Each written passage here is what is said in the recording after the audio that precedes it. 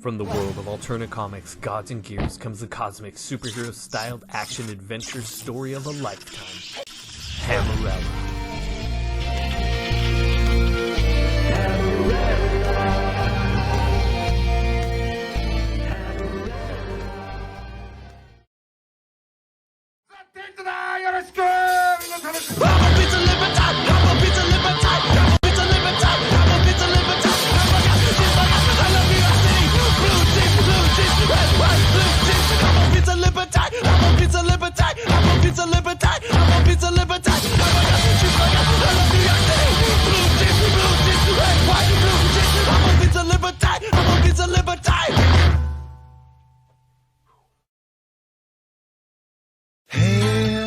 Let's jump around to the renegade sound of the paranoid style. Hey, get upside down to the American sound of the paranoid style. Everybody, have you heard the news? The old dance with wicked moves. It's been around for many a year. So polish up your granddad's gear and shake, shake, shake with fear. Wave your rights like you just don't care. Anyone can do it. It's easy if you dare. It's the paranoid style in American politics. Casey Jones, you better watch your apocalypse. Illumination and fluoridation are communist plots against the population. Here, let's jump around to the renegade sound of the paranoid style. Here, get upside down to the American sound of the paranoid style. Hey kids on the right and left, do you feel dispossessed? If you're on the left or right, I feel your pain tonight. So shake off reality, it's easy as you please. Soon everyone is dancing conspiratorially. It's the paranoid style in American politics. Casey Jones, you better watch your apocalypse. All kinds of wild interpretation are open to the paranoid imagination. Hey.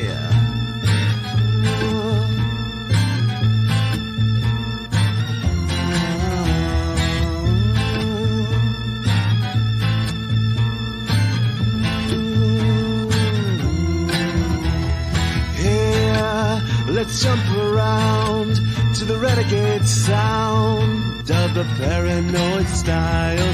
Hey, get upside down to the American sound of the paranoid style.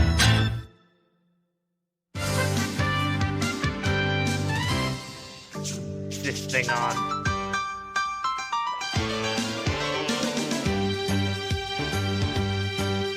It's a rare condition in this day and age to read any good news on the newspaper page. Love and tradition of the grand design. Some people say it's even harder to find. Well, there must be some magic glue inside these gentle walls. 'Cause all I see is a tower of dreams, real love bursting out of every seam.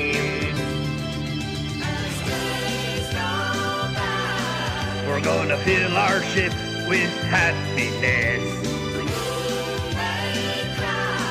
We're gonna smother the blues with tenderness. There's room for you and there's room for me, for gentle hearts and opportunity. It's the bigger love of the comic ship family.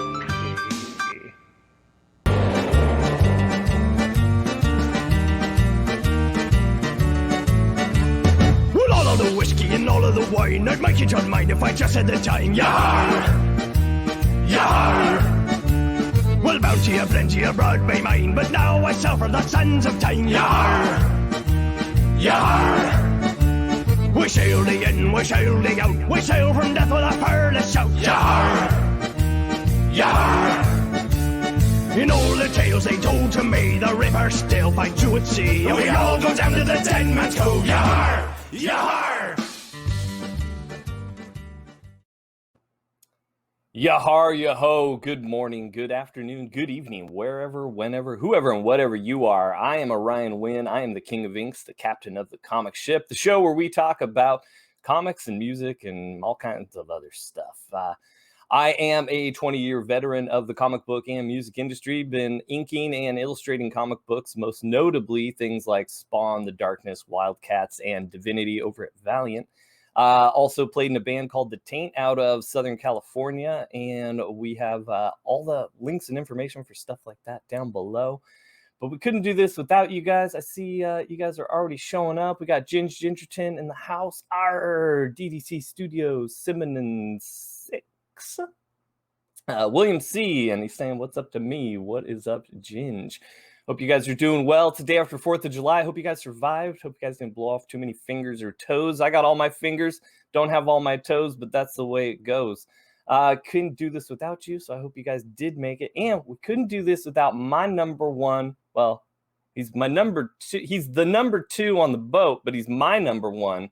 He's our first mate. He is the writer of Magna of the Last Pantheon, Black Tiger, Hidden Dragon. Links for that below. It is in demand at this point, so check that out. Enough of the long introduction for him. He is our man, Mr. Hervey. Yahar, yaho. What's going on, Captain? What is up, brother? How you doing? Oh, I'm doing well, man. I'm doing well. Just enjoying the heat of the summer. Yeah, it's getting there. You know, we're a few hours ahead of you guys, so it's still on the cool side. But the way my house works, in about 2 hours, the sun is going to start baking on the west side of it, and it gets hot. Even with AC running or whatever, we have this main wall behind me here, and it just cooks. And it's hot until the night. Like, the cats will lean up against that wall on the side of the house, like, all through the night, because they're like, oh, this is the warm spot, even at night. Nice. Cats are smart. But I ain't got the Texas heat.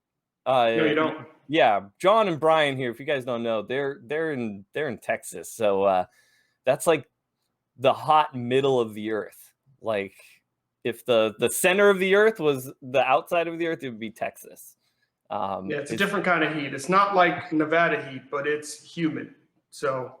Well, yeah, because like Nevada or Arizona or even California, they say, oh, it's a dry heat. It's hot, but but this in Texas, they're like, oh, it's hot, you might just die. Like, it's just, if you're old, you might just die. That's just how it is. So how you doing this week? How's Black Tiger going? I'm mixing it's up going all well. your It's still the campaign is still going. It'll be going until the 17th of July.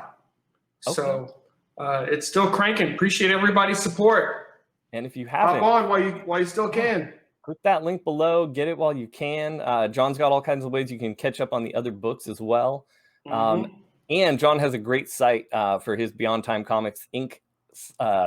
Company, which you can access down below. You can check out his books even before, if you want to check it out and read one of the books before you go back it. You check it out there. He's got a PDF reader.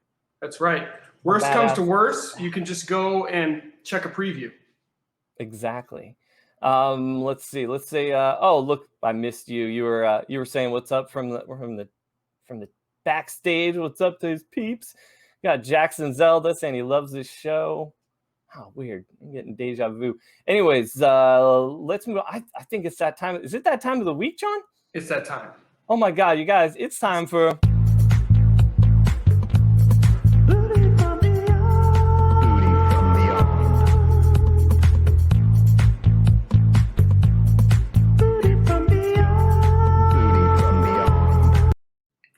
All right, now you all know that I love martial arts related comic books. So today's treasure, it's a long-running series that I've been enjoying for decades. Usagi Yojimbo by Stan Sakai.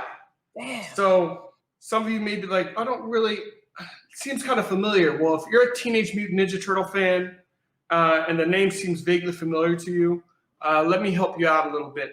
Usagi first appeared in episodes 23 and 34 in the third season of the 1987 Teenage Mutant Ninja Turtles animated series. He showed up in episodes 23 through 26 in the second season of the 2003 Mutant Ninja Turtles animated series for an interdimensional tournament, and in episodes 1 and 22 through 23 of season 3 for You Gotta Have a Christmas Party, and a continuation of the second season story arc. He also appeared in season 4 of that same one. He appeared in because there's been different iterations of the Turtles. In the 7th season, when April O'Neil and Casey Jones got married, and they did a 2012 CGI version of the Turtles, and he appeared in the 5th season of that. So you may recognize this awesome rabbit. And Usagi Yojimbo means rabbit bodyguard, and is the story of Miyamoto Usagi, who is partially based on a Japanese swordsman, philosopher, strategist, writer, and ronin named Miyamoto Musashi, who lived in the later 1500s to about the mid 1600s. And Musashi became renowned through stories of his unique double-bladed swordsmanship and undefeated record in his 61 duels. So yeah, that's insanity. So Usagi Yojimbo is primarily set at the beginning of the Edo period of Japanese history, and it features anthropomorphic animals in place of humans. Miyamoto Usagi is a rabbit ronin who wanders the land on a Musha Shugyo, which is a warrior's pilgrimage. And he occasionally sells his services as a bodyguard. So even before Usagi Yojimbo was published, Stan Sakai was part of one of the actually most widely successful creator-owned books, which is Gru the Wanderer. And that's right. Stan was the letterer for the series, which was drawn and written by Sergio Aragonis, and it was rewritten and co-plotted and edited by Marc Evanier. And if you recognize that name from Booty, he was on the Thundar the Barbarian episode. He's the one that wrote a number of those episodes of those shows. So we try to bring all this stuff full circle. That's right. And I'm going to say he's a Jack Kirby historian. So you look him up, you're going to get a plethora of awesome Jack Kirby history. Yes, which is awesomeness. And so along with these influences, like from Gru, Usagi Yojimbo is heavily influenced by Japanese cinema.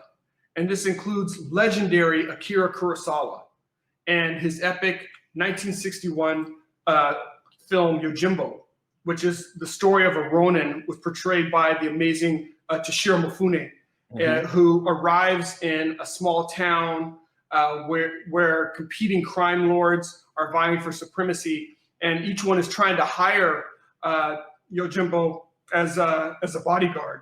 So this Yojimbo was the original man with no name. We could spend hours just talking about this, but so I'll just say, if you don't know Kurosawa, there's a whole world of cinematic magic that's awaiting you, including Kurosawa's The Hidden Fortress, which materially influenced Star Wars. You guys call it today Star Wars: A New Hope, but it was just Star Wars. Star Wars. Just one of them at the time. That's all there was. It was actually Star War until Empire came out, and then they added the S, and it was Star Wars. Look at that. That's real. Look at that. So you get some good stuff here on the ship. And Usagi Yojimbo, getting back to that story, is the books are primarily episodic.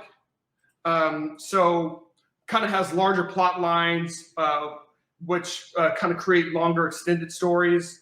And the stories have a lot of references with Japanese history, folklore, and sometimes even Japanese mythical creatures. And the whole aesthetic, including the architecture, the clothes, the weapons, and other objects, are really drawn with a faithfulness to the style of the period. So much so that, Stan Sakai has won actually awards for educational value. for Usagi Yojimbo. Mm-hmm. So the first appearance actually of Usagi Yojimbo was in Albedo Anthropomorphics #2, published by Thoughts and Image back in 1984. And early positive reviews and an advertisement in Bud Plant's spring catalog. We had catalogs back in the day, people. Yeah. So Bud Plant, I remember these catalogs. Bud Plant's spring catalog in 1985. It helped propel the character's popularity. So Stan Sakai was offered to move his Warrior Rabbit to Fantagraphics, where Usagi Yojimbo appeared in several issues of the new anthropomorphic series it was a series that was called Critters. And Usagi's popularity, it really influenced Fantagraphics to release first a summer special and then finally getting to his own series. And to date, I believe there are 145 issues of Usagi Yojimbo. So if you didn't know, now you know. There's a whole world of adventure waiting for you, which is the reason why Usagi Yojimbo is this week's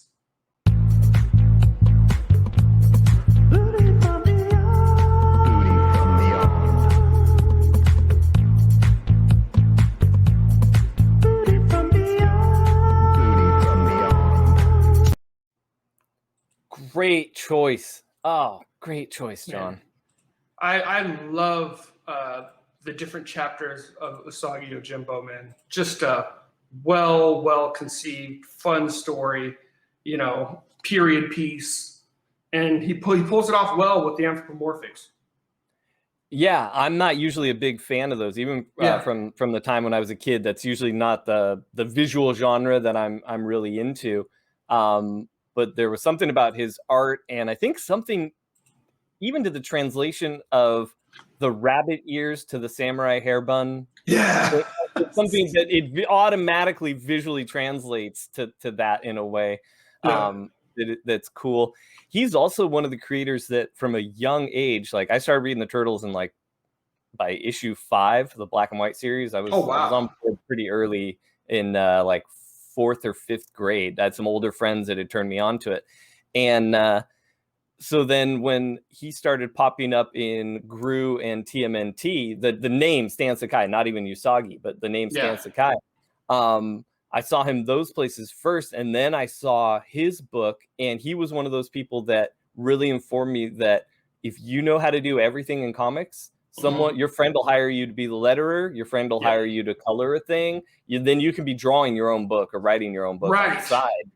But if you have all the skills, you can get your feet or your hands in other fun projects. And Stan was one of those people. That's how he was introduced to me. And then I met him here at a bunch of Southern California Comic Cons. He and his wife are just like fantastic examples of cool professionals. So cool. Treating people cool, treating strangers well, just outwardly kind, stuff like that. So yeah, good choice, man. But we are not a 2-wheel bike. We are a 3-wheel bike. We are a 4-wheel machine that runs on 3 wheels. There you go. And our third wheel that helps us function as best we can is our man on the street from Austin, Texas. He is Brian from Blastbeat Industries. What is up? Don't worry, Brian. You're a third wheel, not the third leg. No, we're one of those 3-wheelers from the early 80s where if you made a hard left turn, you'd break your neck. You remember those? Yeah, that's totally like what we are. Exactly. That's why we just put the sails up and just try to go straight. We go straight. Stay straight, man. Exactly. Because we've been banned by the highway department. We're not street legal. Head into the wind and just nobody wiggle too much. Yeah. We're like the old school green machine. Exactly. No, so how you doing? You surviving one the heat? of those days here. I tried. There was a cutesy phrase for it we had in the Army. It was like black conditions or something. But basically, it's so hot outside, all outdoor activity has to stop for a while. So Texans, watch out for this when you're driving around. All those construction crews on the side of the highway, watch. They're not there between noon and 4 because it's go inside somewhere so you don't die. So you don't die. Yeah. When I was growing up in Southern California, we didn't have days like that, but we had SIG alerts. So so it's like the smog was so dense. I remember one day it was like we didn't get to go out and play for recess. And I was like the kid that was always one of the last kids to get picked up. So me and another kid, we decided to run all around the field, and it was like fog. The smog was so thick, it was like fog. Dude, I got so sick. Oh yeah, it's like all diesel fumes and whatever. I feel that. You remember the end of those days where you'd be laying in bed and you like the breathing would kind of like. I still feel that. You talk about that. I feel the smog from the '80s in Long Beach and LA. Like, yeah, because there'd be days like it was funny the way SIG alerts would come on too. Because I'd be at Long Beach at my aunt's or my grandma's, and she had a pool in her backyard, and I'd be swimming, just off the wooden diving board, splinters in my feet, all that stuff. And she'd come out. She's like, "Just saw the news. You got to come inside now. The smog's coming." Like, as if it was like some evil force that was like on its way. But you'd see it, like you'd see it, and it would roll in. Yeah, it would roll in and out with the offshore breeze. And man, there'd be days I'm just like, whatever. And I just like you stay out, you play in it, and playing it anyway, man. Burn. That's why I never needed to smoke. I have smoker's lungs just from playing in smog conditions. I would just hold the cigarette so I looked cool still. Exactly. Save the money, man. Just breathe. Up what's really just going run around on in the smog. Seriously. So, as you guys know, John likes to bring us some booty from beyond, and Brian likes to bring us some stuff on music. You got anything for us this week? So if we got a family affair going on for today's episode, I have a family situation I need to explain to you here on Man on the Street. Man on the Street. Man on the Street. Man on the Street. Okay. Take it away. So we got a family situation going on called Wolves in the Throne Room from Olympia, Washington. This is pretty grim black metal. So for those who don't listen to records 22 hours a day like me, a quick overview of black metal is it's from Northern Europe, particularly from Norway. It is openly satanic. This is all the Tipper Gore and the 80s crew hate this stuff. These were the church burners back in the 90s. They're intentionally set out to make the most evil music on the planet. Now, Wolves in the Throne Room plays that style, but they have a way different backstory than burning the priest and whatever. That's not their trip. So who are they? They are these two gentlemen, Aaron and Nathan Weaver. They are the brainchildren and masterminds behind Wolves in the Throne Room. I'm going to set this down for a minute. We're going to bust this up. Before I set it down, where's the little sticker here? Blood red vinyl, limited to 1,000 copies. Yeah, we're going to revisit that here in a minute. But Aaron and Nathan Weaver are from Olympia, Washington. When they started the band, this is prior to them getting signed to Southern Lord Records. This would be about 2005. They bought a literal farm outside of Olympia that they call Calliope Farm. And if you remember The Office and you remember Cousin Mose that lived on Dwight's farm, they're kind of doing that in real life. By day, they're farmers on a farm outside Olympia, Washington, in the agriculture industry. By night, they're true black metal warriors, okay? And they are like really living the life. How commercial success entered the picture is an odd story. So let's get into that. I got notes. Yeah, this is a complicated thing. So you got two brothers writing all the music, all the lyrics, playing all the instruments. They basically make the records by themselves. It's been a revolving door of bass players. They played in different configurations. Sometimes it's a 3-piece, a 4-piece, a 5-piece. They switch instruments, but it's those two brothers driving and writing and creating everything. They have that. It's very fast. A lot of oh man, I'm having a moment here.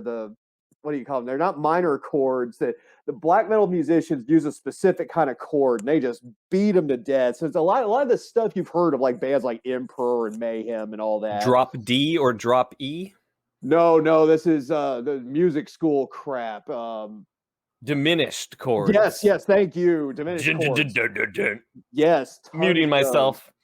Yes, no, I needed the help. I had a total blank, but it's how they write the music is different. It's like I said, they're not singing about the devil. What their thing is the energies of the Northwest. Remember, they live on a farm in the mountains, so that is affecting the music. Okay, they literally practice and record in a barn on their farm. Let's not overlook that.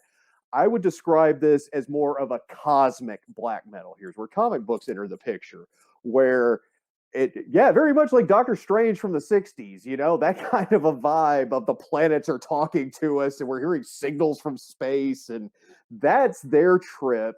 And besides just the fast heavy metal part, they also have a lot of we're not going to play the name game with what subgenre are they, but stuff like Christian Death and Susie and the Banshees and the Sisters of Mercy, I guess more kind of goth, arty, like not super heavy, that gets into the mix too. So the point is not being a traditional black metal band opens their touring up because they fit in with a lot of different people. They can play with Explosions in the Sky, but they can play with Hatebreed, but they can play with, whatever Jack White's going on right now. I mean, they can fit into a lot of different stuff because, remember a couple of weeks ago, we talked about Neurosis and bringing those really oddball influences and working them into your sound. That's what Wolves in the Throne Room is doing, and it's working. And that's where they're not a scene band. If anything, we're going to go back to the two brothers here, wherever they are, right here. These guys are outcasts among outsiders. They're not even accepted in their own little weirdo scene. But people who just like the music or shell out the money and open up their wallets to go see it. And that's how commercial success entered them. So we go to the post-pandemic. They've signed to Century Media Records. They've got a new record coming out like everyone else on the planet. They're going to be out on the road soon. Active band, very cool stuff. Definitely, I would describe these guys as artists, the same way I would describe Tom G. Warrior and Celtic Frost as artists. Of they don't care if they ever meet Bruce Springsteen or any of that. They're just following their muse. So, as I bust the record open here, I've kept the original packaging with the print run on it. We got the little thing on the side with the track listing. I don't know what you call this. It sits here on the side of the record. Now, for the life of me, I have no idea what this cover art is. You got to sit here and really stare at it, but it's right here. I think that's the ghost of Tony Soprano's mother. Yeah, this is one of those bands. Oh, it looks like a death bush. Yeah, I guess it is something on their farm, like a tree that fell over or something. Yeah, but it's got a skullish. Yeah, it's consuming. A tarp here. Maybe that's one of their victims. I'm not sure. Oh, I see it. Yeah. That's what I'm talking about. This is an artistic band. Bam! Here's your energies of the Northwest. Wow. Okay. So they're all into the frequency and the whole nine. Yeah. So now here's where it gets really interesting, because we got two albums. Yeah, I forgot to mention that they do have that Metallica influence where they write big, epic 9-minute songs. So we got two records, and they have 2 songs on each side. So more of the Northwest. Here's your environmental message about the deforestation, which actually is a big issue up there. But there's the moon for when we're, going nuts out in the woods. Awesome. Very awesome. And then the coup de grace. Look at the super sick blood red vinyl. Wow. So this is definitely a band that is worth your valuable time and energy and money. On the road soon, new stuff on the way. Wolves in the Throne Room, living that Shroot Farms life up in Olympia, Washington. Here, Brian, Man on the Street. Man on the street. Man on the street. Man on the street. Man on the street. Awesome. Thank you, Brian. Excellent looking album. Very much so. And yeah, they have several. This was their 4th. I think they've got 6 out with 7 on the way, or 5 with 6 on the way, something like that. So a lot of old stuff to go dig through with this band. I like the idea too, because I don't listen to that much metal, but I'm surrounded by You're metalheads, surrounded by it. but it's always funny because even from my perspective where I'm surrounded by it, sometimes I'm still surprised when there's a metal band and you're like, they're in tune to the Northeast nature, like almost like it's like this cosmic shamanic thing where you're like, no, isn't metal just like black t-shirts with the sleeves ripped off, like running in a circle going rah rah rah? And it's like, that's the irony about this band is they got rejected by the people you described for not being metal enough. I'm not having enough goat's blood on the stage or whatever. I'm sure. My issue with those, we call it the true and cult bands, that we're trying to sound like Norway in '92 and not do anything new with the style. At what point is this becoming Kiss, where it's a costume, it's a Motley Crue thing? Yeah, these guys are more hip and with it. I dig it. Links below for all of that. I'm sure there's a handful of you that have heard of them, but I know a bunch of you haven't, and you're gonna love it because you guys always love Brian's recommendations. But we're gonna keep moving through this family affair episode. We're gonna bring out our main man. He's our prisoner this week. He's down in the brig. He's been down there long enough. It's dank, it's sweaty, it's humid, it's gross. I think it's time that we release the prisoner.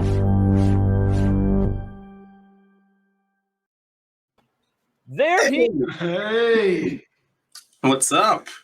Welcome aboard, Phil Diaz of Zaid Studios, or is it Zaid Comics? That's right. Zaid Comics. I don't want to mix you up with that other guy. There's this other guy with a different spelling, and like, we don't want to give him any promo. That bro. Stupid bro. I know all about clones. Stupid art bros. So I hope it wasn't too bad down there for you. I've never been down in the brig myself. I send everyone else down there. I don't know what it's like, so I hope it was okay. It's a little moist. Yeah. Phil was asking for conjugal visits. We're like, it doesn't work that way. Yeah, we're not. That's Comic Ship After Dark. We're working on those episodes. You can ask for conjugal visits on the After Dark episodes later this year. But yeah, looks like the chat is jumping ahead of us. I'm gonna get to the chat in a second here. But Phil's new to me on this show, and Phil's somebody he's been on my radar for at least a year or so. But we're gonna be digging into his books and stuff. Yeah, the chat is blowing up. Looks like hey, Corporate John is asking. He says one of John's clones here. He says, can Phil elaborate on how he chose to work with? Yeah, you know what? Hey, we were gonna get to all of that. Part of our getting to know Phil. So why don't we just jump in on that? Phil, why don't you let us know a little bit about your background and what it is, why you work with your brother, how you started working with your brother, and what it is you guys do. Sure, yeah. So my brother Brandon and I run Zaid Comics, and we have for a while. I mean, man, the joke is I've known him all my life. He's 5 years older than me, and we've been around each other forever. So when we were kids, thinking up these crazy ideas for superheroes and stuff, like I was huge into the X-Men animated series. And then as I got older, the Justice League animated series, Justice League Unlimited and stuff. And those shows got me into comics, and they just sparked my imagination. Our parents were really into pushing imagination into our lives. Like, that's the stuff that takes you out of reality and really expands your mind and lets you have fun with creativity. So I was the kid that would sit in the back of the car on long trips and just daydream the whole time about, me teleporting around as Nightcrawler from billboard to billboard as we're driving down the highway or something. So I've always been that, creative sort of storyteller, even if it was in my own head. And my brother's been more the artistic side of stuff and drawing or graphic design. He does graphic design for a living. And so when we were out of, he had been out of high school for a while, but when I graduated, I really wanted to get into more writing. I was really into mythology, and we came up with most of our ideas start as a joke just to make each other laugh. Just hanging out riffing. Right. So we came up with a character called the Silhouette, and he was our first character. He was kind of based on the Shadow, and the joke and idea was the Shadow's cool. What if there was a character who was a shadow all the time and couldn't turn back into a human? Like, he'd be useless. He'd be so stupid. He just walked around and couldn't touch anybody. He's just this, kind of guy that would warn people about things. But he would take himself really serious. And then we had this sidekick who was kind of the goofy guy. But from that, things changed, and we're like, we actually think we could make something cool out of the Silhouette. So back in 2012, I think, I had been out of high school for a little bit, and we went to Wizard World, and we put out these books, which were floppies of the Silhouette. This is issue 2. Here, let me full screen you on that so we can take a look. So this is, obviously, it's really old. I didn't keep it in a bag or board, but this is issue 2. Came out in 2014, and before my brother took a stab at illustration, we would take pictures with our buddies in front of a green screen.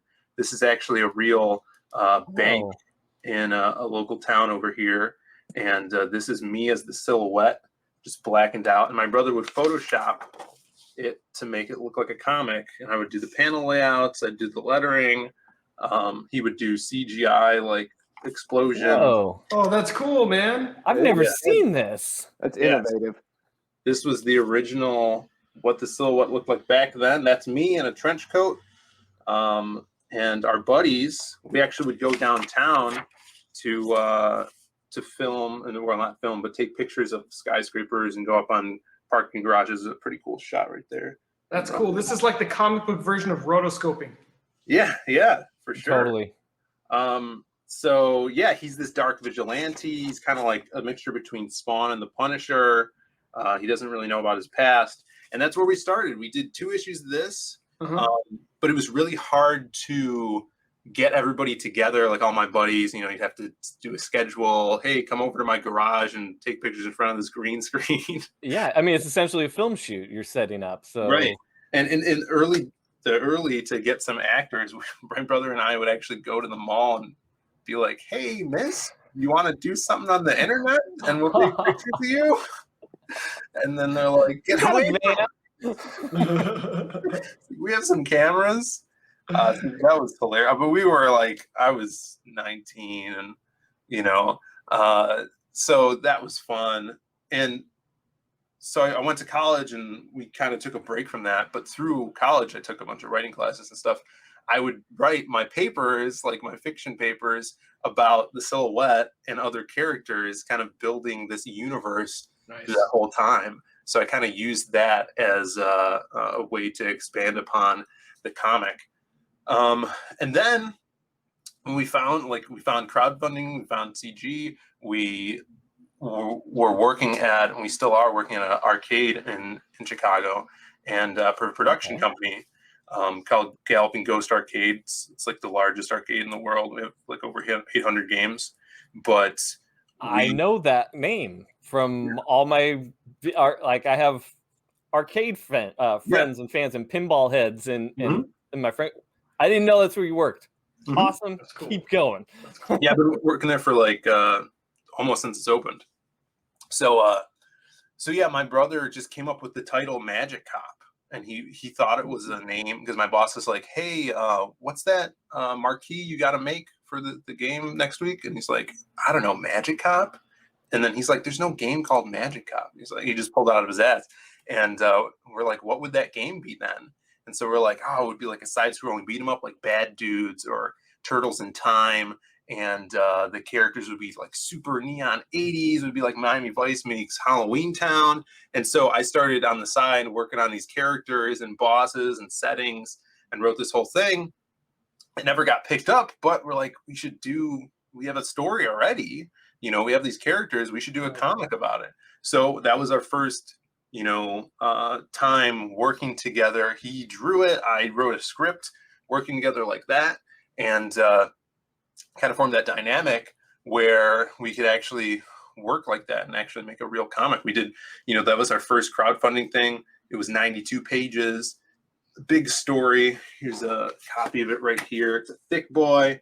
And I'm gonna zoom in on you hold it up for a sec. Yeah. we kind of that's the book that kind of launched us, and people know about us now. And from there, the profits we made from this, we were able to hire people to do the Lost pages, which we were able to work with Simon Bisley on this cover, a bunch of awesome creators, and now we're doing Magic Cop 2. So we're rolling with it.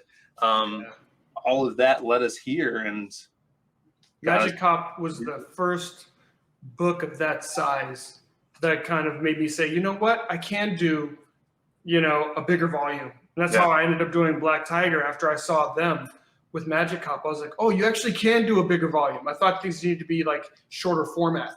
And Magic Cop was the one I was like, oh, they tell a complete story arc. They give you a complete story in that one graphic novel. And that's what we wanted. We wanted it to be like a 2-part episode of a TV show. You get that full closure there, introduced all these characters and an ending. The chat's kind of right where we are. They're kind of almost getting ahead of us here. It says, how many comic titles does Corporate Phil John is currently busy have? right now. Yeah, he's asking all the questions. Other people can ask questions, by the way. So you mentioned Magic Cop and you mentioned Lost Pages. Right. Are those the 2 titles you have? Do you have more titles than that? Yeah, right now we're running on those 2 titles. We kind of worked it. So we did Magic Cop 1, we did the Lost Pages, and now we're doing Magic Cop 2. So it's kind of a cool way where we're taking time so we could work on the other project while we're campaigning for the previous one, right? So it gives us a little a head start on the project. The Lost Pages is kind of something. When we were dealing with the silhouette, a bunch of characters came out of that universe. If you guys read that, there's a slew of them with a bunch of different genres. So I thought when we were going to launch that, I'm like, I really want to introduce these characters to everybody at once, because I could do a silhouette book, that is 60 pages or whatever. But then that's going to take, 4 months of campaigning and production, and then people won't know about, say, another character of mine like Wildcard. So the Lost Pages was a title that we came up with fairly recently before we launched it, because I'm like, what's a way we can introduce everybody at once, kind of make this imprint at Zade Comics, which would be the Lost Pages that these characters are under. So in the future, like our next book is going to be the Lost Pages, and it's going to focus on the silhouette. So it's going to be called the Silhouette El Dorado. That's the story. So we could always go further and further and dive into these characters while still under the imprint banner of the Lost Pages. But yeah, our 2 IPs right now are Magic Cop and the Lost Pages, with a slew of characters under that imprint. And then we want to do more stories. Like I'm working on a cyberpunk story right now that I want to get ready for maybe the end of next year. So always working and writing on stuff. As you guys know, you guys are doing a bunch of stuff as well. Yeah, not that much, or I'm not doing that much. You're doing a lot of art, brother. But it sounds like you're in a good cycle where, remember, I'm thinking in music terms, you're on an album cycle. So in 2 years, you got 3 months to write, 3 months to record, 18 months to go play it in front of everybody, and then you're on to the next one. And it seems like you got that rotation going. Yeah, we're trying to do that. Right now, we're going to get into the thick of the Lost Pages stuff. I think we're going to do a few of them in a row to focus on these characters, because we're trying to build to kind of like an old school comic event where you have these characters come together to, protect a big city from an imposing threat. So we're going to see how that rolls out with us. That's cool. I like how you rolled out Lost Pages. Very much, you kind of had that Sin City kind of feel, where you get all these different characters kind of introduced, but you kind of have like that character almost like in, I always think about stuff that I like. Yeah. And I like when I think about Kingdom Come, you kind of had that one old dude who was kind of like a through line to like what was going on. You have a character like that, and you're like, what's this bum doing? But he's kind of, he's keeping everything congruent. He's keeping everything together. I really like that. Yeah, and with that, the Lost Pages, we had the main book, but since we were able to raise a great amount of funding, each stretch goal, we added another story to a bonus book that we put out, which turned out to be like a 60-page book within itself called The Myths of the Lost Pages. Now, this was kind of fun because we were able to explore other characters that we introduced. You got this beautiful double-page wraparound cover by Joe Ball. Yes, sir. Did that. Oh, nice. Wow. So each of these characters has a story in here. It's a 4-page short story just introducing them. But, it allowed us, the backing from all of the readers allowed us to work with so many more artists, and give them work as well. That's something we love doing, seeing great artists and putting them in front of the readers. Yeah. Yeah, I like the whole setup you've got is clever, fun. So you've got your Magic Cop book, but then with Lost Pages, you've got this title that you can do anything with. Yeah. You can, in 5 years, these characters could all be shuffled off, and you got a whole new slew of characters running through there. Mm-hmm. And it's a platform for other artists, for your friends or artists you like, or something like that. Like that's just like such a good convergence of things that you don't see everyone. Like I'm friends with Death Curse and Alterna, and they've got their own ways of setting up their different universes or their different things and stuff like that. So I love this idea of this anthology book that's in the same world, but you get to use different creators. Like it's just such a the fun of what comics are supposed to be.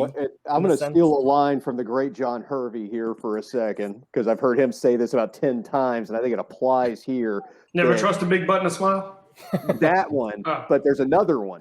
So, that universe with the Lost Pages and Magic Cop, like you said, where other people come in and go and we can cycle through, you could only have that kind of environment if you're creating a comic book. If it's not a Netflix pitch with staples, if it's not a future video game, if you have something else in mind, you can't do that. Does that make sense?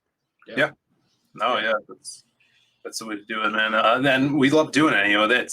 It's kind of, selfish for me because it's like, oh, I get to see this artist draw my characters now, where it's like, I want you to do it. Which is, you gotta be a little selfish. That's okay. You gotta, because you gotta want the thing, to get it out there, to make it happen. The thing that's great, I think, about the way they introduce Lost Pages is oftentimes everything is almost, it's not like you're completely starting over because you have a fan base, but you introduce something new. Mm-hmm. So it's like, okay, you introduced Magic Cop, we all jumped on it. You introduced Lost Pages, we all jump on it. But now these are Lost Pages characters. So it's like you've already got a core of people that are in it for Lost Pages. And I think oftentimes when you're adding new stuff, it's almost like starting over every time. So it's like Black Tiger, then I added Magna. They're like, okay, well, maybe I like Black Tiger, but I'm not too sure. So Magna's a different thing. But it's like, you've got something where we've already kind of given buy-in. Oh, I like this. I like this world. This is all intertwined, so you can run with any of the characters now that you introduced in the Lost Pages. Thanks, man. And I like that in the thinking like Brian in the band sense that you guys started a band and then you kind of started this other band that brings in this cycles through other musicians and stuff, but both things can exist at the same time, which usually with bands that stuff ends up being a big mess, but in comics it seems to work out a little easier, that you can have multiple projects going on with different people and nobody gets his butt hurt. But so you can have Duran Duran and Power Station. Exactly. And those references didn't date John at all. Not at all. John, last week's episode was about cassettes, man. This week we're trying to stay modern. There's nothing modern about me, and my kids remind me of that all the time. Yeah, I think we can all agree so far this century blows.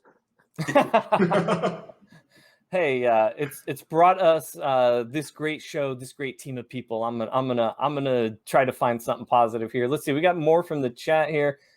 Again, hey, this was a question I was going to ask. Where can we get Phil's work? And this is from Not Nega Keith, man. Wait a second, that's weird. It's a great name. Not Nega Keith, huh? Anyway, so moving on. So, where can we get your work? You could get it on Indiegogo. So if you guys are interested in Magic Cop, We have Magic Hop 2 up right now, as you can see. Yeah, this is it. That's a lot of fun. And if you guys missed out on the first one, you could either get the first printing for a little extra, or we're actually reprinting the first book. Well, check this out. This is the Kelsey Shannon cover, and this is a proof copy. Let me zoom in on you. Dude, there we go. You're gonna make me get another version of the first, because that cover is awesome. Yeah, hey, I've done that before. I've bought multiple different covers of the same thing. I'm not ashamed. And that's the full book. We revamped some of the lettering. I sent it through to an editor, and so this is kind of a revamped version. So you did remaster it a little bit. Well, remastered, and Kelsey Shannon's beautiful cover. We got Passion for Drawing art on the back. Oh, what? I never saw Passion's back cover for that. Yeah. He's one of my favorite indie artists right now. Yeah, he is awesome. And he did this for us, and it's on the back of the first one and the reprint. So if you guys haven't picked the book up yet, this is the jumping on point. It's going to give you that full intro story, lay the foundation, and you get a cool bad guy in that too. But yeah, Indiegogo is the way to get it. Even if you haven't backed the Lost Pages yet, that's still on demand, and we ship that out the next day. But right now we're campaigning for Magic Hop 2. Getting that out should be by the end of next month. Hey, you'll know you made it when someone gets that back cover tattooed on them. That is awesome. That looks awesome. Now, I want to know more about this. Give me the info on these characters. Yeah, sure. Well, Magic Hop is like I said, a magical world where you take the 1980s Miami Vice and smash it with monsters and magic. So we have here, as you can see on the center of the cover, Iggy Cromwell. He is a Magic Hop, and a Magic Hop is a title you hold. So you are part of a family of a long line of Magic Hops, and that magic wand is passed down from generation to generation. And Iggy, in the first story, he comes out of the academy and gets put directly as a detective at Ambrosia PD. And some of the other cops, they think he's a stuck-up rich kid that just gets this wand handed to him. So he kind of has to prove himself. You got in the back there, Grey Wolf. He's our wolf man, Grey Wolf Silvermoon. And he's the veteran. He's been around the block for a while. He's the partner to Iggy. And you got Helly, the sexy witch, who goes undercover as a prostitute. She's got magic herself. And in the back right, you got O'Hara, the half leprechaun, half giant. So he's jacked, comic relief. Half leprechaun, half giant. He's like a diesel. He's a diesel leprechaun, man. Yeah. Mm-hmm. So is he medium sized? Yeah, so I think he's just normal sized, right? He's like 6'2". Yeah. That's great. Okay, so that was like a gut punch of laughter to me. While I was laughing at her broom, her modern broom that she is on with the plastic like angled shield over the bristles. Yep. Like, that's so funny. Oh man. Yeah. She's awesome. There's actually a great scene in this book in Magic Hop 2 where she's actually a chase scene, and she's chasing the headless hitman, who we'll see later, who's on a motorcycle, and she's on her broomstick. Kick-ass chase scene. Awesome. All the names are great too. Iggy Cromwell, is that his name? Yep. That's such a good name. The wolf's name is great. Now, what is this thing? I know what this is, but why don't you explain it to anyone that doesn't know what's going on with this awesome gift here? So this is the Magic Cup. Everybody needs to stay hydrated at home, and this is a 32-ounce cup. We have them, and they're flying off the shelves, as you can see here. It's a beautiful wraparound art by Alan Alonso, who's the Howl Comics on Twitter. He actually did our Ashcan story, and if you guys grab that Ashcan and any of the perks, you actually get this fold-out poster, which is the Magic Cup mural art. So it's the bad guys versus the good guys over here. I'll full screen you really quick. There you go. Horizontal poster, and this is what's on the cup. So you got Iggy and all the good guys, and the bad guys from the first book and the second book, as you can see. just a ton of fun, great colors. I mean, Alan is top notch. I just want to work with him on every project I do. So Now, if you guys, he's doing the covers too. so Or no, the colors, I mean, the colors. yeah, he did the colors for himself. If you guys read the Lost Pages, he did a character in there called the Masquerade, who's our pulp hero. Nice. I like that character. Yeah, he's fun. Some interior art there. So yeah, this you mind if I do the story pitch? Go for it. Take it away. So in the first one, we saw the Magic Cop team up against prostitution. So a bad guy was trafficking in mermaids, giving them human legs and selling them off as prostitutes. But this time, they're going after the war on drugs. So there's a new drug in the city of Ambrosia called pixie dust. And what pixie dust does, it's basically their cocaine. And if you snort it, it gives you magical powers. And that's a big deal because you got a bunch of junkies running around that are almost as powerful as Magic Cop himself. So they got to hunt down who's distributing this stuff. And as you find out in the story, it's this badass bodybuilder named Arsenic Jones. That's a great name. Damn it. Thanks, man. He's basically Magical Bane, right? He uses magic as steroids.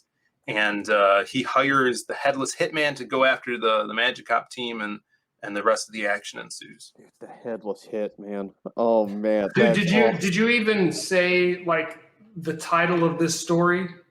Yeah, the subtitle is White Lines. Come on. Got 2 white lines. So there's Arsenic Jones right there. That song goes through my head every single solitary time. You know? So awesome. Yes, we do that on purpose. All the Magic Cop subtitles are actually songs. So the first one was Drop Dead Legs, which is one of my favorite Van Halen songs. This one's White Lines. I'm trying to keep it 80 songs, yeah. The Headless Hitman is my favorite name of all of them. That way. There he is. There he is. There he is. Yeah, this is kind of a stand-up character for us. The first time he's going to be in the story, and we want it. He's actually fairly new. I think while we were working on the first one, we're like, we need another character that's going to be sent out as a hitman. And so we came up with Headless Hitman, and he's kind of like a mix between, of course, the Headless Horseman and like the Terminator. He's got that leather jacket. He doesn't talk. He only laughs. He has that ominous laugh. But he's super cool. We really want to do more stories with him in the future. That is so cool. So what I like about this, and maybe you guys have done a game like this on your Hardline show, the YouTube channel, link below for Phil and his brother and the gang.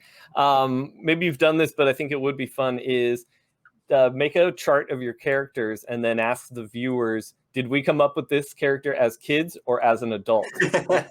And because I think it's great that they like now, like just having heard who you came up with as a kid, who you came up with as an adult, I was like, what's great is their imaginations didn't change much. I feel you and your brother riffing as kids coming up with Headless Hitman. Yeah, they didn't lose their imagination. They didn't become like corporate, corporate engineers. Yeah, but I don't think I think people would be at a loss. They'd be like, oh, I don't know. You came up with that one as a kid. You'd be like, no, we came up with that one last week. Yeah. I think that would be a fun idea because, this is such a great character. Yeah. And also, another great name. It's the opposite of that thing we had talked about yesterday or the day before. We had a private conversation about people who do things for the money. And I had brought up probably half of the NFL hates football. They don't like that life. They don't like all the exercise. They just do it because they make millions. And it's, again, if you have that attitude, you don't come up with stuff like this. Yeah. Yeah. So is on the kind of the fairing of the motorcycle, is that kind of like it's like a horse head. It's like his horse face. Yeah. So that's his speed. That's awesome. Yeah. And my brother designed all this stuff. Like he's very creative with his design. So he designed this motorcycle to have instead of like a drivetrain or a chain on the motorcycle, it has like the back wheel works like a locomotive. So it has these 2 arms that actually pump the wheel backwards like a train. It's pretty fun. That's cool. Yeah. Okay. This is good stuff. Yeah, this is. I'm getting more and more intrigued as we go. But wait, did you finish the story pit? You were going through the story. Did you finish? No, yeah, I don't think you did. that's basically it. So that's the Without main spoilers, I guess. yeah, I don't want to do any spoilers, but this is a totally different story. So this is a flashback ash can that follows Grey Wolf. It's drawn by Alan Alonso, who did the art on the cup, and written by myself. And it's a flashback to when Grey Wolf went above the law. So if you love Steven Seagal movies, if you love... Sweet. Right, you're in the right place. Man. If you love like Enter the Dragon, this is going to be the story for you. So he's telling Iggy, and then you can see this is the bad guy. This is amazing. He's basically like our dragon Jabba the Hutt. Grey Wolf fights up a pagoda to seek some revenge on this guy. It's going to be a lot of fun. Was this the one that had the Master of the Flying Guillotine in it? Yes, the flying. Oh my gosh, dude! I almost passed out of joy. It's going to be fun, man. Oh man. Yeah, and here's that reprint. Yeah, so we have a lot to offer. We try to get as much content in these campaigns as possible. No, that's great. Great This job. is a book one reprint. Go ahead, There's Brad. a lot of imagination. And this whole pitch, you describing everything, I didn't hear the word revenge once. This is awesome. This is going to be fun. Yeah, this is the Magic Scroll. This was something new we added because people really liked that cover to the ash can that Alan did. So I have it right here if you want to full screen me. Yeah. Like a little kind of first look at this Magic Scroll, and people are digging it. So if you Hold on one sec. Hold on. I had to move you because you were behind the time thing, and I couldn't get the 3 dots to solo layout you. There we go. Check that out. That is the Magic Scroll, handmade by us. You could hang it on your wall. Just a little different way to display a poster. That's awesome. Printed on canvas paper, so it has that cool quality to it. Yeah. And if you guys are interested in this, you could add it on to your purchase, or if you already backed, you could grab it in the updates with free shipping. There should be a link there. Now, is there a limit to those since they're handmade? No, I mean, if whoever wants one, we're going to be making them. Okay, awesome. Just I like the gladly size of make it them too. for everyone who buys one. Yeah. That is dope. And then here's the art again for the cup and the poster. Nice look at it there. His artwork is amazing, but his colors are out of this world. Yeah, they just pop off the page. Yeah. I rarely get jealous of colorists. Like I'm pretty good at coloring. I got great color theory experience, and rarely do I stop and look at something like this and just want to be able to do what he does. Yeah, he's great, dude. And as you'll see in the story he did, or in any of the stories we work with him on, his layouts for page layouts are just crazy. Like I actually have him doing some layouts for the Lost Pages too, just because for other artists to go off of. Yeah. No, that's a good way to go. That's Marvel and DC did that for 50 years. They would have more experienced older guys that maybe didn't even want to be doing the monthly grind anymore, but they were like, hey, we'll hire you to do layouts. And those guys they loved doing layouts because layouts are kind of fun. And then also you were getting younger, kind of like journeymen at the time, who weren't looking to step on the toes of anyone before them. So they were like, hey, I don't have that experience. Let me just draw the cool image over your layout, and you can produce some amazing comic book stuff. Right. So I think that's just another great another great thing about you, Phil, where you've got this great brand, you've got this great idea, this great way to bring in artists, and all of this as well. It's just awesome stuff. Thanks, man. I'm really excited to back this. And you know what? Let's see what the chat is doing. I've already backed it twice. I may have to back it a third time if I got to get that first issue with the reprint and remastered lettering. Appreciate it. Yeah, you know what? I'm gonna try something really quick.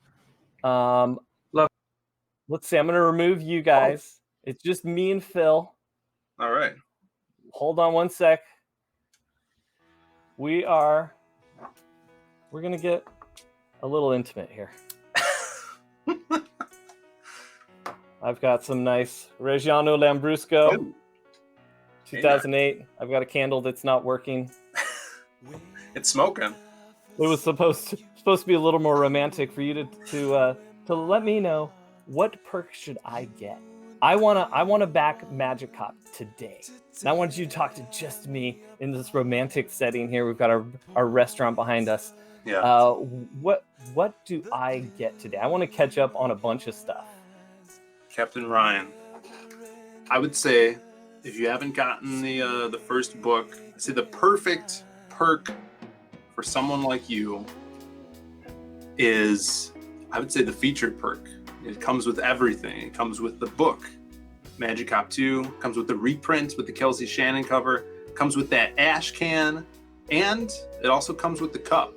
Now, if you don't care for the cup, there's also another beautiful perk where it comes with Magic Cop 1, 2, as well as the ash can, and any of those perks that come with that ash can also come with that poster that you can put up, hang on your wall, with that beautiful coloring and art by Alan Alonso. I like all of these, so I think sometime today I'm getting either the Magic Gear, the MC1 reprint, or the ash can and poster, and I will be sharing that. No, I'm very excited. This is one of the things I wanted you to guide me through what I should pick, and we'll go ahead and bring the other guys back in. They can hang out with us now. We're done with our intimate moment. Is your bromance over? It's over. Right. No, but I wanted to know, that was usually we have someone pick like a perk for the chat. It's like I have you pick one perk to have a get. But today I was like, I've been literally holding off on this for months until I had Phil on the show to ask you in person. And no, I'm super excited. So I'll be sharing which one I got later and all of that. Nice. So we got a few more questions from the chat. Let me see. All right, is Corporate John again? That guy's kind of busy. Yeah. He's supposed to be at work. And you know what? I'm starting to think, wait a second. This is a pre-recorded episode. How are we getting live chat from What's people? going on here? I think Negakeith and Corporate John, okay, that's what happened. They have hacked the StreamYard for our pre-recorded episode, and they're asking the exact same questions I've got on the list. They stole for the Phil. questions. I thought They're Nick always was trying to supposed get be on at the work, show. too. The judge ordered him to pay restitution. Come on. And you know what I hate? I hate that it's a good question. Well, they stole it. Yeah. That's What that corporate John, man. What are your favorite genres to read? Well, I'm a writer, so I love diving into new genres. Like I literally just started reading this manga for the first time. I read a little bit of Berserk, but I bought No Guns Life, which the only reason I bought it is because this guy has a gun for a head. Yes, I have seen that.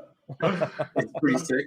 So now that I'm writing so much, I pick up genres that I think I'm going to be writing. So I really want to do a cyberpunk story next year. So that one's kind of cyberpunky, and I'm diving into more cyberpunk stuff. But I love pulp. Like if you guys, know my character, the Masquerade, is very much a pulp character. The Shadow. I have a bunch of old Shadow pulps that I bought, and I've been reading those.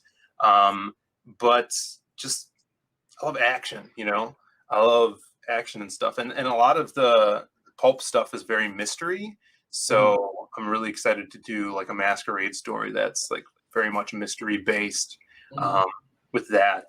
But a lot of things that gravitate me towards different stories are characters. Like I love characters, unique characters with different powers and stuff. That's why I enjoyed those Justice League shows and the X-Men back in the day. Yeah, the cool thing about X-Men is you have all these different looking characters that have different abilities. And I think that really got me excited about comics. So that's why I love writing the Lost Pages so much, because they're different genres, they have different abilities, and I can't wait to have them come together and meet each other and stuff like that. So I'm all over the place, and I think that's the same with my taste in music as well. Very eclectic taste in music and media in general. You know. That's awesome. Very cool. Yeah, I was going to follow up with music because we like to get a balance of the music and comics on this show. Let's see. We've got. Do you guys have any questions for our main man before because we're wrapping up our hour here, and we've got to let him go have a life and do his things and stuff. How dare you? No, I absolutely loved hearing the pitches and seeing the artwork. This isn't. Thank you. Even among the IGG crowd, which tends to put forth more effort than the big two, no offense, like this one's putting more effort in than everyone else. I'm very impressed. Thank you. Yeah, Thank you so much. That's what I'm seeing. I'm already a Zaid Comics fanboy. Yes, I've really enjoyed what they've done. If folks haven't picked up Magic Cop, this is a great time to pick up both of them. Great story. Lost Pages, a whole bunch of fun, opening up a whole bunch of world to numerous characters. So don't miss out. Don't be a sucker. Don't miss out. Just to let you know, too, after we ship out Magic Cop 2, at the end of, we should be starting to ship at the end of July.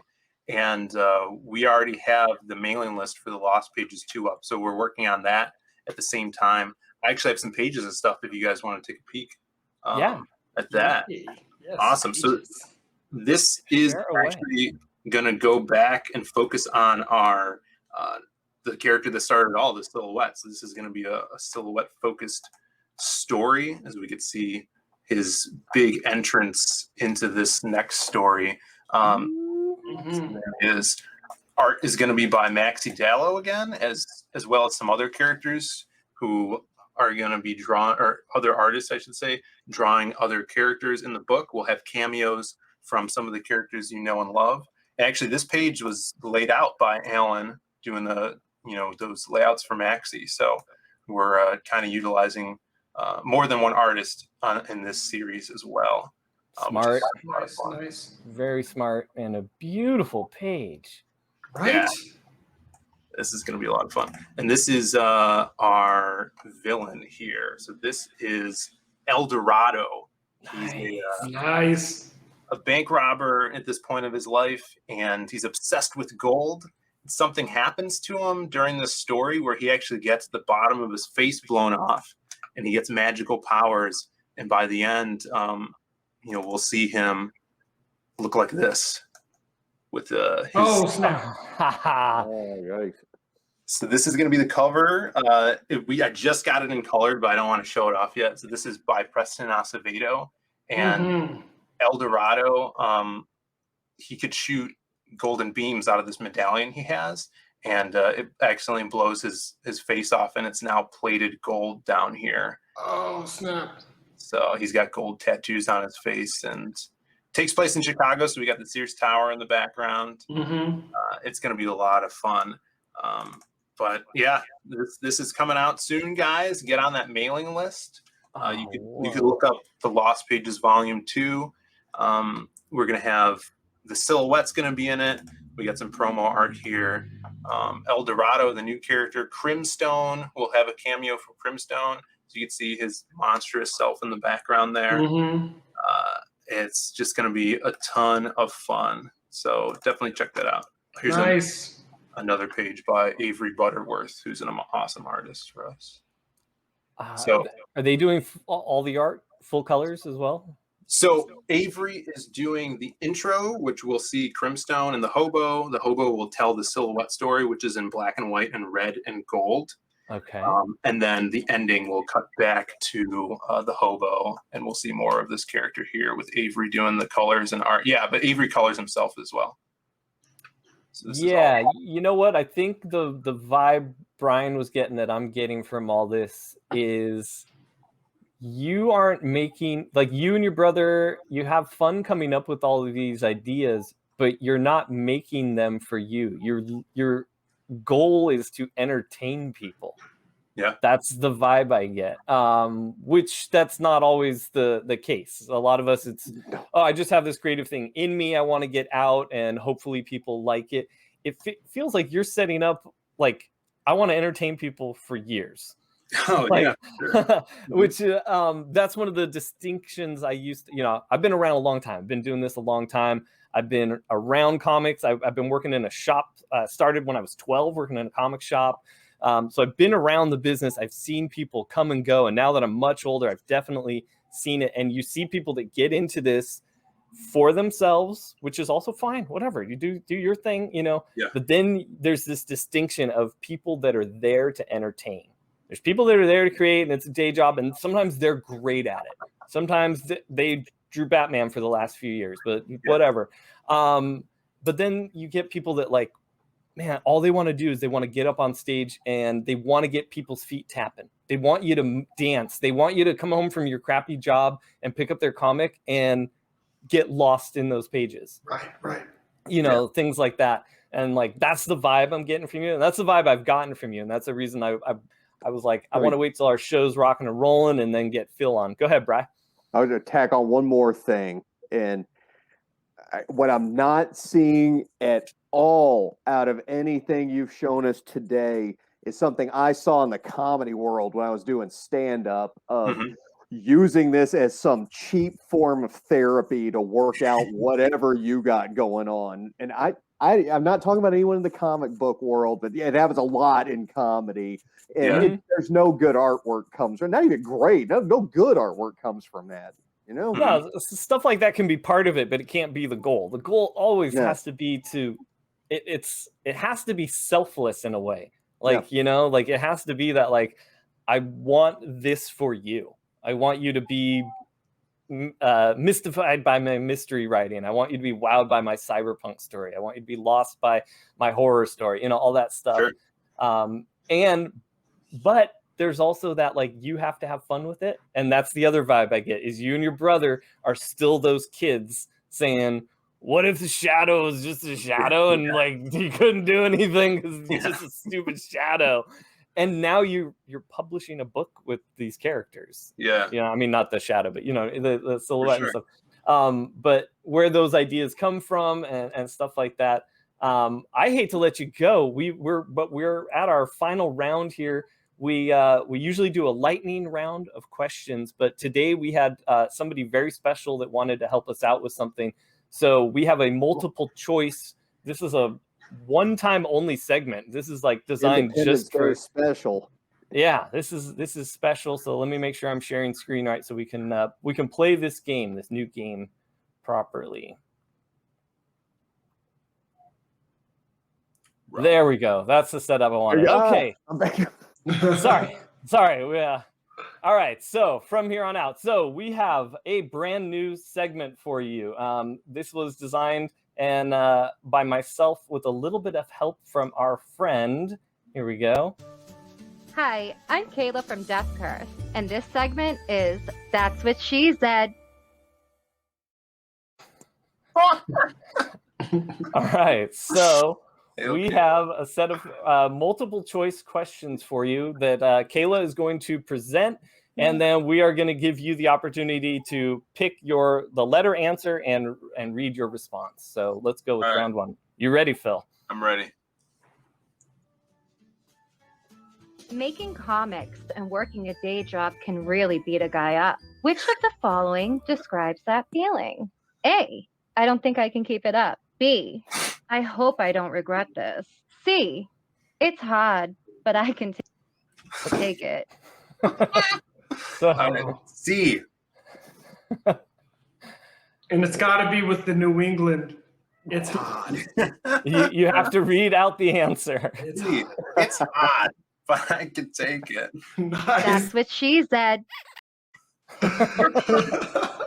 All right, so question 2, here we go. Can take it. Your brother is drawing the last page of your book, but the page is missing from the script, and you need to rewrite it. Trouble is, you're on the road and only have your phone to do work from.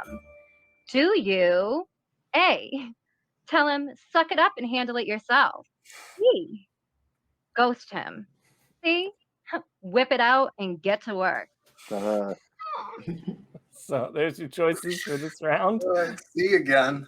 I have to say this? You have to say it. Whip it out and get to work. That's what she said. All right. So we have the last question, and then we're going to make you walk the plank. Here we go for round 3.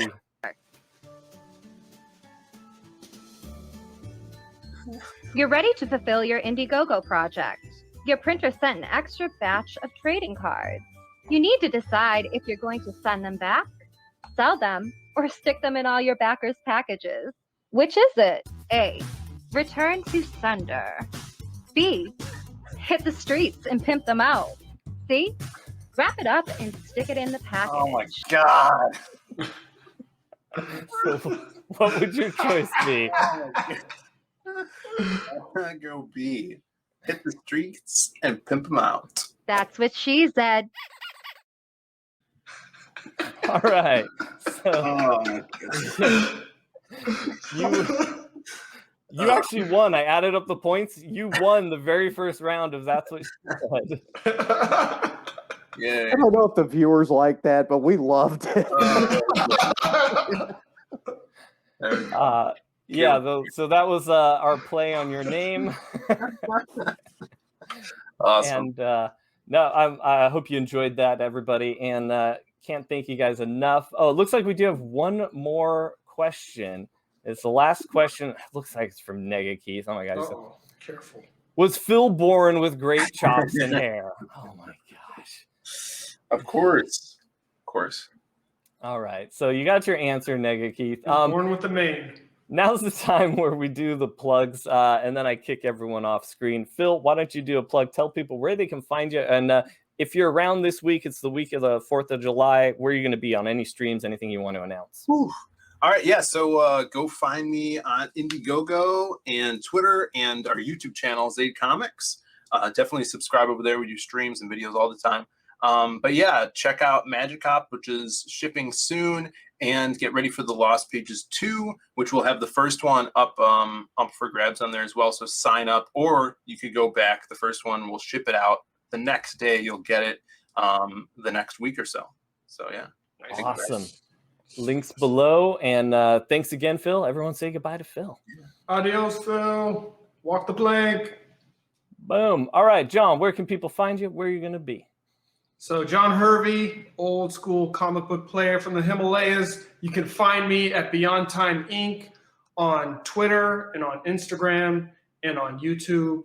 And hey, just look for, I got clones, so I get around. You got clones, it gets around. Now get out of here. Mr. Blastbeat, where can we find you? Where are you going to be? We got Blastbeat ATX, aka Blastbeat Industries, where it is the dog days of summer and we are in the heart of baseball season. Astros are heating up, Padres are heating up, Giants are heating up, Yankees are heating up. Second half of the season is going to be great. For instance, we got Zach Greinke. I know that's him in the Diamondbacks uniform, but he's with the Astros the last 3 years. I got cards for sale. The season's getting good. Tune in now. Awesome. Thank you, Brian. And thank you for your Man on the Street segment this week. Take care, and I'll see you later. All right, everybody. Had a lot of fun doing this episode. As you did discover, this was a pre-recorded episode. We were not able to get Phil scheduled on a Monday, but we thought this would be a fun way to do that. And of course, we had Corporate John and Nega Keith helping out a little bit. So I'd like to give Nega Keith a chance to say goodnight. Nega Keith. Good night, Nega Keith.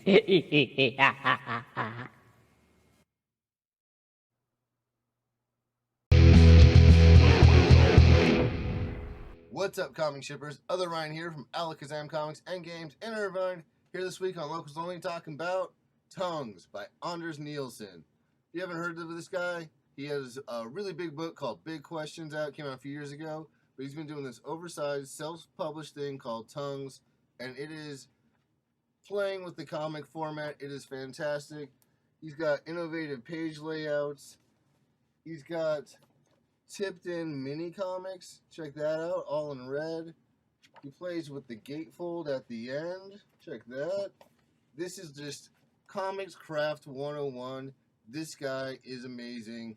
The book itself is a work of art, let alone the artwork in the book. So you got to check out Tongues at your local comic shop.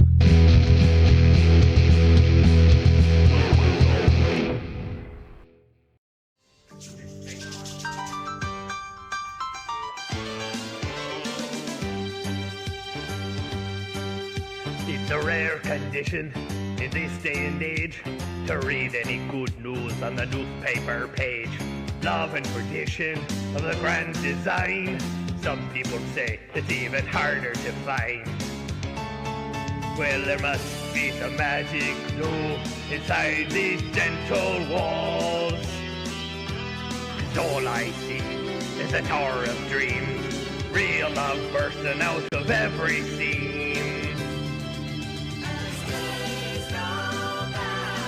We're gonna fill our ship with happiness. We're gonna smother the blues with tenderness. There's room for you and there's room for me, for gentle hearts and opportunity. It's the bigger love of the comic ship family. Yar! Yar! Yo ho! Yo ho! Yo ho! Yo ho! Yo ho! Yo ho! Yo ho! Yo ho! Yo ho! Yo ho! And we all go down to the dead man's hole. Yar! Yar!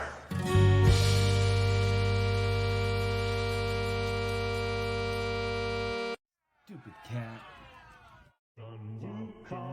The Monkey King, he likes to fight and he likes to sing.